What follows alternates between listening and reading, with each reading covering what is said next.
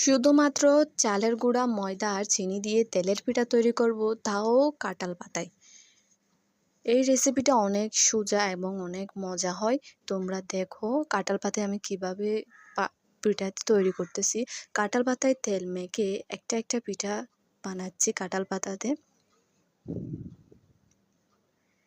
এইভাবে তেলের পিঠা খেতে অনেক মজা হয় এবং অনেক সহজ। একটা একটা করে আমি কাঁঠাল পাতাতে পিঠা বানাচ্ছি লম্বা করে। অনেকে তেলে পিঠা গোল গোল করে করে।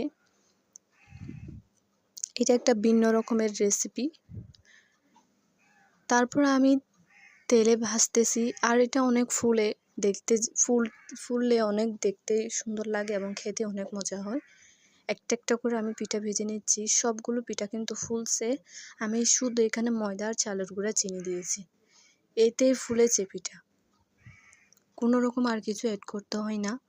আমি এভাবে পিঠাগুলো ভেজে নিয়েছি।